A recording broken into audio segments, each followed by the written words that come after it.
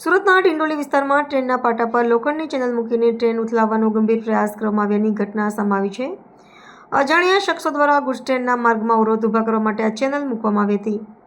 સદનસીબે ટ્રેન તે સમયે ધીમી ગતિએ ચાલતી હોવાના કારણે ગંભીર દુર્ઘટના ટળી હતી.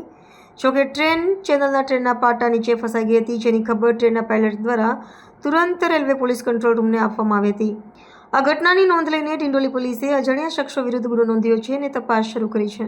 તારીખ 2/10/2025ના રોજ એક ડિંડોલી પોલીસ સ્ટેશનમાં એક ક્રિમિનલ કેસ દાખલ કરવામાં આવેલો છે.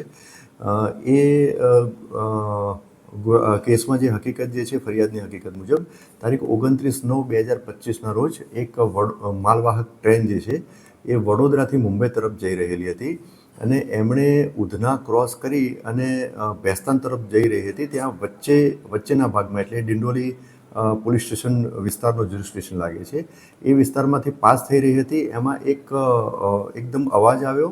રાત્રે આશરે 8:45 વાગ્યાની આસપાસનો બનાવ છે. એકદમ અવાજ આવ્યો એટલે જે પાયલોટ જે છે એને ટ્રેન ઊભી રાખી અને ચેક કર્યું તો એમાં લોખંડની એક પ્લેટ જે છે, લોખંડની લાંબી પ્લેટ, એ ટ્રેનના આગળના ભાગે અથડાયેલી હતી. ત્યાં આસપાસ તપાસ કરી તો કોઈ જોવાતું નહોતું અને જોયું તો ટ્રેનને કંઈ નુકસાન થયેલું નહોતું અને કોઈ જાનહાનિ પણ થયેલી નથી. એટલે એમાં જે પાયલોટ જે છે એમને સિનિયર ઓફિસરને જાણ કરી અને જે અનુસંધાને એક સિવિલ એન્જિનિયર જે છે એમણે આ ફરિયાદ જાહેર કરેલી હતી. ફરિયાદ આધારે ગુનો દાખલ કરવામાં આવેલો હતો. હાલ ગુનો અનડિટેક્ટ છે.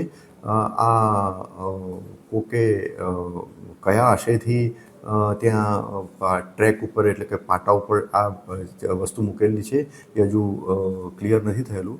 હાલમાં ગુના દાખલ થયા પછી ગુનાની તપાસ હાલમાં ચાલુ છે.